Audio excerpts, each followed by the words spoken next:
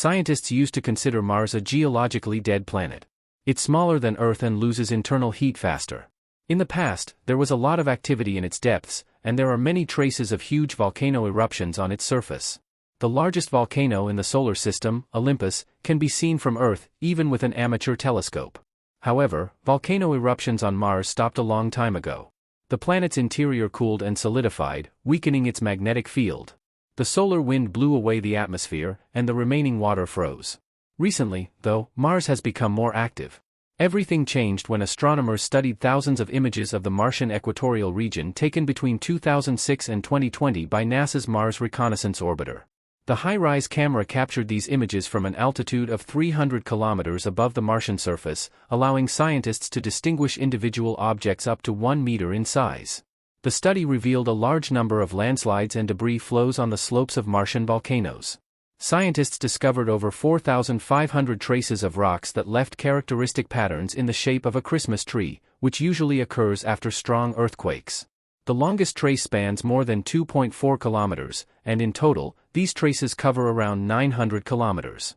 About a third of them didn't exist in images before 2006, indicating their formation later.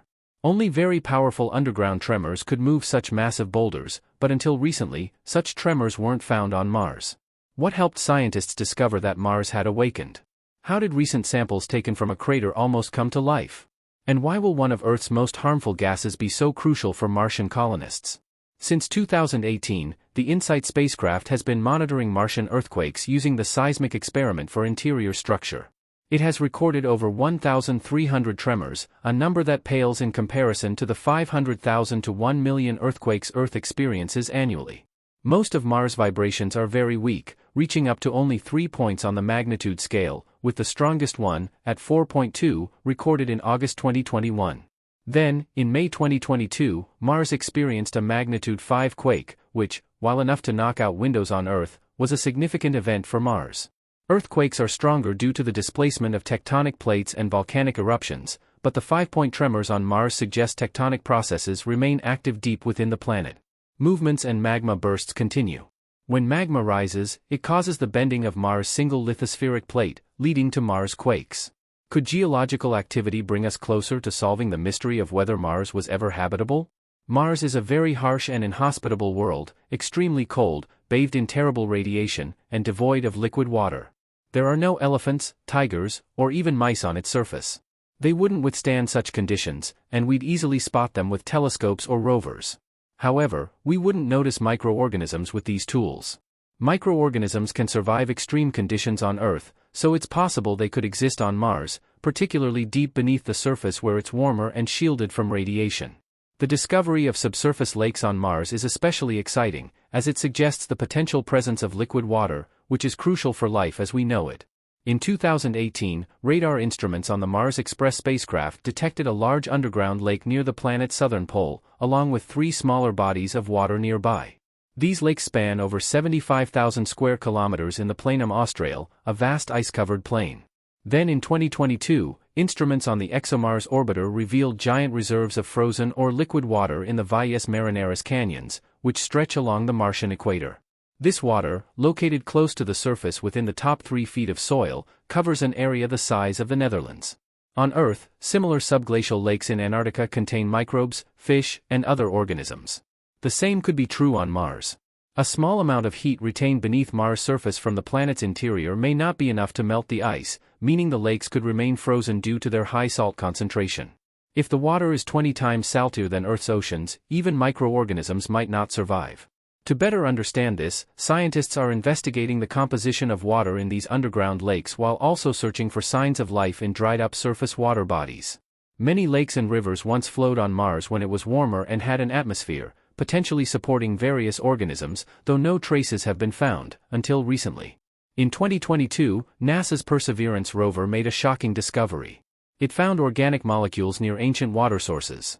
While rovers have found organic matter on Mars before, this discovery is particularly significant as it was made in an ancient river-lake merger, an environment highly favorable for life. This region, the Jezero crater, is 45 kilometers in diameter. Its delta formed about 3.5 billion years ago, accumulating sand, dirt, and salts over time. Perseverance has extracted the largest amount of Martian organic molecules to date from this sediment. On Earth, fossils of ancient organisms are often found in such sedimentary rocks. The Sherlock instrument on Perseverance, designed to identify organic and chemical substances, detected hydrogen atoms linked to carbon atoms, carbon being crucial for life and potentially indicative of biological activity. Additionally, the organic molecules in Jezero crater are intertwined with sulfates, which, on Earth, often preserve organic matter and contain signs of life. However, the molecules may have formed through natural processes, and scientists will only be able to determine their true origin once samples are brought back to Earth, which NASA plans to do soon. In the meantime, scientists have discovered other hints of possible life on Mars. Recently, the Curiosity rover detected unusually high levels of methane on the planet, at 21 parts per billion units of volume. Methane on Earth is often produced by living organisms, so researchers are now investigating whether Martian methane might be similarly linked to life. If the gas had formed long ago, it would have already broken down, meaning its presence today could be due to recent geological or biological processes. Alternatively, the methane could result from interactions between rock and water. But methane isn't the only gas of interest to scientists. Carbon dioxide, considered harmful on Earth, could become invaluable on Mars. The experimental device MOXIE, roughly the size of a toaster, was brought to Mars aboard Perseverance. Using 3D printed parts and heat-resistant materials, MOXIE has successfully produced pure oxygen from CO2 by separating oxygen atoms from CO2 molecules. The byproduct, carbon monoxide, is released into the atmosphere. During its first test, MOXIE produced 5.4 grams of oxygen, enough for an astronaut to breathe for about 10 minutes. The device is especially valuable because Mars' atmosphere is 96% carbon dioxide, providing unlimited raw material. MOXIE also uses regolith, Mars surface soil, which after processing, can be turned into fuel, air, or even water when combined with hydrogen. NASA and SpaceX's Elon Musk are closely following these scientific developments. Musk has been actively preparing for flights to Mars, promising that humans will see the first images of astronauts on Mars by 2029. Meanwhile, NASA has chosen SpaceX's Starship as the first crewed lunar landing module for the Artemis 3 mission, which aims to land astronauts on the Moon by 2025 or 2027. NASA plans to send a manned spacecraft to Mars by 2040, with the Moon serving as a refueling base. However, after their flight, Martian colonists will still face extremely challenging conditions. This is where scientific discoveries will prove invaluable. Experts suggest the first crew will land near Mars' equator, where the Valles Marineris Canyon system holds liquid water, essential for drinking, growing crops, and household needs. The settlers will also need oxygen, as Mars' atmosphere is mostly composed of toxic carbon dioxide, nitrogen, and argon. Fortunately, MOXIE is making strides in solving this issue. Elon Musk also plans to refuel rockets on Mars by producing methane and liquid oxygen from the planet's water ice and carbon dioxide. If scientists discover microorganisms in Mars' subglacial lakes, it could represent another leap toward colonizing the planet. These organisms, adapted to Mars' harsh conditions, could help us understand how to protect against the various climatic dangers on the red planet. Do you think there was ever life on Mars? Let us know in the comments, and leave a like if you enjoyed this video. To stay updated on the latest science news, subscribe to the channel. Thanks for watching.